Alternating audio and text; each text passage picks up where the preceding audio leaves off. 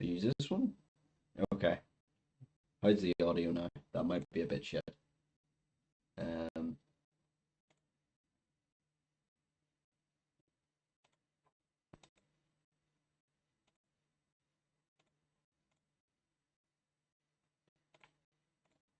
okay, let me know how the audio is. That might be a bit terrible.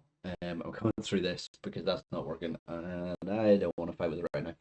So, I'm building a cybersecurity demo kit, effectively. And this is something I want to take to conferences. I want to take it with the RF hacking stuff, the radio hacking stuff that I build. I want to take a a demo infrastructure, so a small scale, so lots of single board computers, which is why you're seeing them on my board up here at the minute. Lots of small scale things, but a full blown infrastructure. It's going to have like a web application on it of some shape or form. It's going to have vulnerable systems, but it's also going to have defenses. So it's going to have an IDS, so an intrusion detection, intrusion prevention system. It's going to have firewalls. It's going to have a SIM tool and automation because I do automation in my work, so I want to do cybersecurity automation in this as well. Um, those of you on TikTok, give me a thumbs up if you can hear me okay. 'Cause my audio is all messed up. I'm streaming on Twitch as well as TikTok, so let me know. Um, so yeah, I want this to be a full blown infrastructure that I can use and sort of demonstrate attacks. And then also, I maybe want to make it a bit like a CTF, so like give people access to it and be like, look, try and hack it, and show that even though if there's a system that's particularly um, insecure, so a system that would be breached any other day of the week, but show that they actually have a lot harder time getting into it because it's it's got defense in depth. It's got layers of security to it that we can demonstrate. So that's the goal, and I just sort of wanted to show in this while I had time what I've done and what it sort of looks like, or what it's meant to look like in the future. And also, if you have any cybersecurity questions, by all means, ping, let me know. Right. So at the core of this system that I'm building at the minute is this board here that you're seeing, the Zima board. It's a single board server. I absolutely love this thing. It's sitting over here, but it's all wired in, so I can't show you. Um, I absolutely love this thing because um, it runs virtualization software just natively. I'm running Proxmox on it. So this is what I've got here. Let's log into this. Okay. And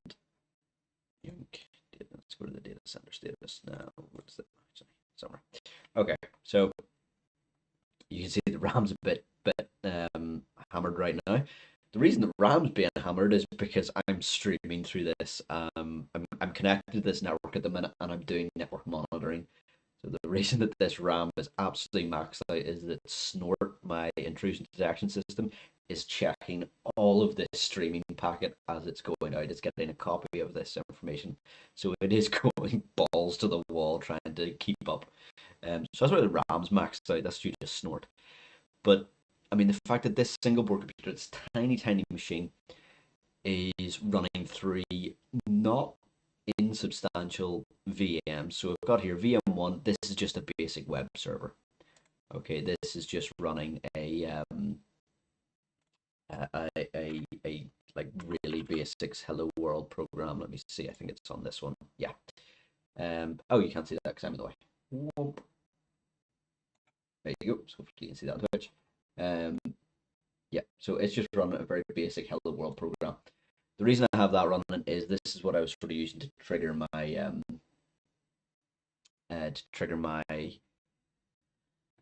what's the word? Trigger my Snort. So my intrusion detection system is actually watching for this, and in fact, my phone just pinged because I got an email to say that I was connecting to it. I think your connection is being throttled, breaking up. Yeah, I'm connected to my demo environment, so I'm going through firewalls and all sorts of shit. Um, I need to get a better setup for this kind of things. I think it's only affecting Twitch, sorry, TikTok streams. So if you want to see the more stable feed, go to uh, Twitch, same username. It should be a lot more stable on there. But yeah, so I had this set up that my intrusion detection system is just monitoring for any connections to this website.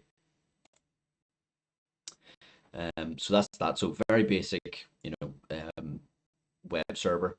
I then have Snort running, which is an intrusion detection system. So you set it up with rules that checks network traffic for any intrusion. So you set up a rule to basically define what it is you're looking for, and then if it finds it in the network traffic, it then can alert. At the minute, it's set up in intrusion detection, not intrusion prevention. And the difference between the two is that the intrusion detection will just alert. It'll say, "I seen this traffic." It will trigger an alert, and that's it. And intrusion prevention, it's actually set up in line with the traffic, so all the traffic will be actually going through Snort, being checked before it's carried on. Whenever it's set up in that configuration, Snort can actually block the connections if need be. I don't have it set up like this for the meantime because I don't want to block traffic in that way. Not yet, anyway. So that's Snort, and it's what's currently going absolutely ham. Trying to scan all my network traffic while I'm streaming here. And then Elastic Stack. Elastic Stack, as you can see, is also getting absolutely hammered. This is my SIM tool. It's an open source SIM tool. So this is running a series of Docker containers that do SIM related things. So we can set up alerts. We can set up case management and stuff like that. Like a SIM tools were me as an analyst, if I was keeping an eye on this network, is where I would go to check things and to look for things. Elastic Stack is what I'm currently in the midst of setting up, so it's not quite working yet. But this is why this little single board computer blows my mind, because all of this is running on this board just straight out of the box. I ran the Proxmox installer to get the virtualization software on there. I've attached a hard drive, a small 2.5-inch hard drive. You can't really see it on the photo here, but there is two SATA connectors on the bottom of this, and there's also a PCIe, two Ethernet ports, and some USB and power. The I/O on this is amazing. I have, I think, the beefiest version, which has 8 gig of RAM and 4 cores, which is fucking amazing. That this has that many. I grew up in the 90s. My first computer was a Windows Packard Bell 98 machine, that beige grey, and like this massive clunky computer that took 2 hours to boot up, days to reinstall Windows if it ever broke. And now, like, not that long later, really, like what, 20, 30 years later, we have a device that can run, if I set up the specs the same as the Windows 98 machines, I could probably run about 20 of them on this tiny little board that I can fit in my pocket, which is just absolutely amazing. Audio's choppy. Yeah, go on to Twitch. I'm streaming from both, and it's I'm going through a firewall and all sorts of shit. Twitch is a lot more stable. So this is what I've got set up at the minute. For the Proxmox for the board. What else is in the network at the minute is a managed switch, which hopefully we'll be able to get up here. This one here. I think that's the password. Yeah. So this is a little D-Link managed switch. So it has some key features. One of them, which is important for Snort, is port mirroring. What that does is whenever all of the traffic that's going through the switch, so on several ports I've dictated, it's a 5 port switch. Any information that goes through them is then mirrored. All of that packet, all that information is then put out one of the ports. And that's the port that we have connected to Snort, our intrusion detection system. So it's getting a copy of all of the network traffic that's going through this switch. And that's an important thing for an IDS. It needs to be able to see that information.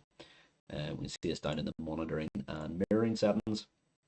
So you can see I've got it set that ports 1, 2, and 4 are mirrored, and any traffic going through these ports of 4, 2, and 1 then gets sent out port 3, and that's what I've got Snort connected to. And we need that for obviously, as I say, for the IDS. Another thing that this has that I'll need to put in, this will be more for demonstrating the physical security side, is port security. And what this will allow me to do is it allows you to tie MAC addresses to ports. Now, whenever I say port security, in this case, it's ports as in the physical port on a network switch, not the not the not the like port 443 or 80 or not that kind of network port. This is a physical port, and what the port security allows you to do is map MAC addresses, so physical identifiers of devices, to the port so that only that device is allowed to connect. This is useful to try and stop physical security attacks. So if I come in with a little network device that I want to plug in, if I plug that into the network, if it's not a recognized MAC address, it's not going to connect. The switch is just going to ignore it and drop its packets. It's very useful for port security. But I wanted to show, or I want to be able to show that you can how you get around that, and also what we can do to defend it, sort of show the extra layers that we can add to this. So those are the two things that I wanted to manage switch for. Really, was the port security and the port mirroring, and they were important for what we were needing to do. The other layer, the thing which is causing the TikTok stream to be incredibly choppy, is this firewall. This is an old firewall. It's a WatchGuard firewall. It's fairly stupid. It does have some nice extra features, but you need licenses for it. I don't have a license because I'm not paying for it. This is just one that I got off eBay at some point, I think. So this is just doing the standard sort of firewall rules, what's allowed and what isn't, which is what we're the page that we're on at the minute. You may notice that we've got a lovely, oh, hold on, I need to move that up. Save policy order. Whoops. That might have been causing some issues on TikTok there. Let's see if that, sorry, I had that in the wrong order. Yeah, this any is just to help with the stream, but I had it above a deny, so that didn't really help. So yeah, most of this is default. We've got FTP.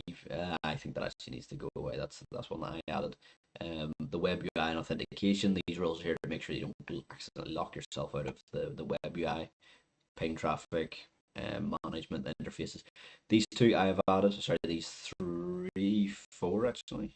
Yeah, I think I added this one. So what we're allowing is HTTP, HTTPS, DNS, and SSH. And we're allowing that for any trusted interface. So in this case, we only have one trusted interface, which is sort of what we're using for our internal network. And then to any external. So we're allowing it outbound. And this is the key component of firewall rules, and that's that they're directional. And so this HTTP, HTTPS means from any trusted network to any external, or in this case, any optional. I'm using that for something else. But there's a direction to these rules. So if, say, I made an HTTP request inbound, so from what is effectively I'm treating as the internet, the external port. If I tried to make an HTTP request in, so say I tried to access this little web server here, I need to make that hello world bigger. If I try to access this website from an external source, it would block me. Okay, it wouldn't let me do it. But it does let me go in the other direction, which is evident by the fact that I'm actually connecting to the internet here at all, because I'm going through this firewall and it's allowing my HTTP requests out. But if I was on the outside and I tried to get in, it wouldn't let me. Okay, so it's a key component of firewall rules that some people struggle to understand, is that there is a direction to these rules. It's not just you allow HTTP and then any port 443 traffic is then allowed. It doesn't work that way. There's directions to them. Now I've got DNS, standard domain name. SSH, I think I was doing some config stuff, so this rule needs to go away. And then I've got this with any. This is a bad rule. This just allows anything going anywhere, regardless. This is just because I'm streaming right now. It makes it easier because there's some traffic that I want to make sure I don't block. But the problem with this is I have seen rules like this in production environments in companies that are bigger than they should be, that have rules like this, and this just means you may as well not have a firewall. Okay, this is just allowing everything to connect to everywhere at once, and it doesn't fucking matter. This is a terrible rule. If you ever see this in an infrastructure, you need to panic. And then at the bottom is the deny any. So basically, if we removed this rule 11, the any. So if we remove that, because it really shouldn't be there, what goes on is whenever a connection happens, it checks them against these rules, and whenever it matches, it stops. So if it matches an HTTP, it goes, okay, this is an HTTP request. This rule says I can allow that outbound, so I'm going to allow it. So we typically have an implicit deny at the end, which is any deny. This doesn't block all traffic everywhere because, as I say, it does it sequentially. So we put this at the bottom, and it's if none of these rules match, block. Some firewalls have this in there already. They just by default, if they don't match in any rules, they block. Some don't. It can be difficult to tell. So, as a general rule of thumb, you typically want to put that deny statement at the bottom. Audio is breaking up. Yeah, sorry, I'm going through firewalls and all sorts. Go to Twitch if you want the stable audio. So we would have this implicit deny at the bottom just to make sure that we catch anything that we don't want, anything that we haven't expected. We just block it because we want to make sure that it's the system is actually secure. What you can do then is you can also get this tell this to alert, which is something I also need to set up. I need to get these firewall logs going into the SIEM, the Elastic Stack here, that I was talking about, because I'll need to be able to have those logs going, because firewall logs are important. Logging everywhere is important in these things. We always want to have as much information as possible whenever we're trying to investigate a potential attack. So we have Snort, which is the intrusion detection system. So it's keeping an eye on all of the network traffic that's going on, and we then have that logging to the SIEM, or we want that logging to the SIEM. We would also want logs from devices such as this web server, potentially. We want to make sure that we can see what's happening on it. Is there a user that's logged in that doesn't usually log in? It's things like that. We want to pick up all of those logs. So one of the things that we want to do is make sure that we tell the firewall to actually log this information. So if I actually edit this, we can see that here. You should be able to see that there is connections are denied, and then here logging. So we can send a log message. We can send SMTP is not set up, so we can send information here. We could send a notification through email. I don't have an email server in here, so that's not going to work. But we will eventually set up a log messaging, so that it then goes to the SIEM tool, and then any blocked connections are logged in the SIEM. Right now we don't want to do that because the SIEM, as I say, is not set up. I'll maybe fiddle with that in a bit once I'm finished explaining, but we'll cross that bridge when we get to it. So we have a firewall, we have a managed switch, we have a SIEM, and we have an intrusion detection system, and then we have an asset. As I said, I may add some vulnerable VMs to this just to, for the CTS side of it, of like, here's a server that would be vulnerable to Eternal Blue, which is really easy to do. Like, you can run Metasploit. It takes 2 seconds to pop a box that's vulnerable to Eternal Blue or Log4j. And I might throw a couple of them in here, and then just so that, if we take this to a conference, someone can go on and actually try and hack it, and they can see the defense actually happening. That, look, yes, you're going in and you're popping the box, but look, we're seeing you do this. We can see this information come through. Something else I might want to do is a canary token. I'm actually set up a little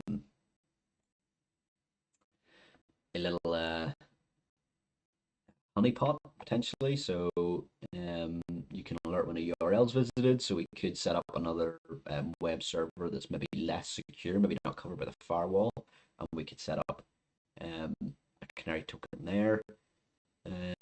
What else have we got? We've got VPNs we could maybe do. QR codes. This is actually a nice one. Alert when a Log4j line is vulnerable to this to Log4Shell. That could be a nice one. Could get it in there potentially. What I'm kind of wanting to do is I was hoping that there was like a text one. There isn't. I mean, we could use the word doc, but I wanted to have something in there called flag. And then whenever they find it, they go, okay, this is the flag that I need for the capture the flag event. And then I click, and then they click on it, and then it pops up and it's actually a canary token, and then we could do some fun stuff. Because I am wanting to do some automation with this. As I said, automation is for what I do at my job. It's automating cybersecurity. And just to be an utter bastard, kind of what I want to do is that whenever we have the intrusion detection system pick something up, as I said, I don't want to have it set up in an intrusion prevention system that denies them access. What I wanted to do, that if it picks it up, that they're there, it then blocks and bans their IP, it blacklists it and boots them off that way. So it's not that initial connection is denied, that whatever it is they were trying is blocked because like, no, I think this is suspicious. It's they're booted off the network just to be a bit of a dick. Because that would be incredibly frustrating. Not that likely to happen in an actual real world environment because that's very destructive. Like, you could get a lot of false positives that way, or if you get a lot of false positives, you then upset users. So it is a bit of a catch-22. But for the case of a CTS style event, I kind of think that might be quite fun. I'm just, yeah, you got booted off. I also want to have a light on the top of the system, a little LED light of some shape or form that whenever it picks up an attack or something going on, that lights up as well, so that they can see that we've spotted them. As well. So I want to have like lots of little visual cues. That's why I want to build this thing out so that it's all visual and it's there. You can see everything that's happening throughout the course of it. And then so the last thing that I'm doing is tines. We'll go into here. This is a security orchestration automation and response tool, a SOAR tool. Okay, it's low code automation, or actually in this case, it's no code automation. And this system is here to try and automate cybersecurity. Tines in particular can automate whatever the hell they want, or whatever you want, but it does have a security bent to it, and I absolutely love these things. They're amazing. And what I have at the minute is that my Snort machine is currently set up that if it detects an alert, so if it detects traffic going to this website, so if I refresh this a couple of times and go back, we not sure if it's actually running right now. We'll see if that ticks up.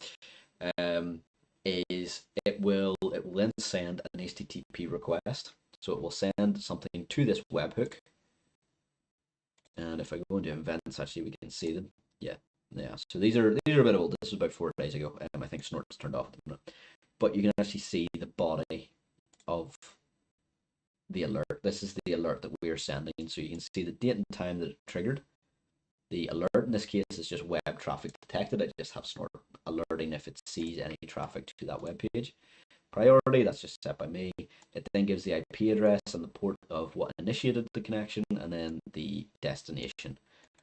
Okay, and this is the beauty of these automation tools, is that I can then start to build this out and do all sorts of incredibly cool stuff. At the minute, as I just have it sending an email notification, which I'm not going to click on because it has a different email address. It's not my it's not my stream one. This is going to, and so it'll send me an email. So if it picks up any traffic, if Snort detects anything, I get an email notification saying, "Hey, we've seen this traffic." And that's the last step of this system. Is that so we've got our web server that we connect to. We've got our intrusion detection system that monitors for any attacks. We have our SIM tool, which collects logs from firewalls, the SIM tool, all of that aggregates it, and that's where we can do our investigations. We then have a managed switch, which can do some physical security and also redirects traffic to our IDS. We have a firewall, which does our endpoint security, so the very edge of our gateway where everything's coming in and out. It has a nice filtered list of what's allowed and what's not. And then to round all that and pull it all together, we have an automation system, i.e. Tines, that's that we're using to action this. So we're covering the whole intrusion, incident response life cycle. So from something is detected to us remediating it, we can do this whole thing. And I'm hoping that this shows that you actually don't need much. There isn't a lot here, and all the stuff that I'm using is open source. Tines is free, Snort is free, the Elastic Stack is free. There's no reason that a small company couldn't put this stuff in. It's just having the expertise to actually do it. But companies will provide that for you, and it doesn't take much to learn. So I'm hoping that it shows all of that stuff, and I want to build this together. I'm going to be starting to 3D print bits and actually put it into a system that'll hopefully work quite well. And I'm going to try and do videos on this. I'm going to try. We will see. I do not have a lot of time. I'm going to try and continually do videos. I'm going to be trying to do live streams just as I'm working on it. I try to avoid doing that because I think it's kind of boring seeing me scratch my head and go, why the fuck is this not working? I spent a long time on Snort because I couldn't get port mirroring. It was stupid. Watch the YouTube short if you want to figure out why I was being stupid there. So I try to avoid doing live streams of that. I prefer doing live streams of here's what I've done and I can explain sort of step by step what I went through. But if people are interested in more live streams like where I'm just actually setting stuff up, by all means let me know. But other than that, let me know what you want to see. Let me know if you have any questions on this. And I will try and do video response to all of them. TikTok is definitely the place to see lots of videos. YouTube, I try and put them out as and when I can. So yeah.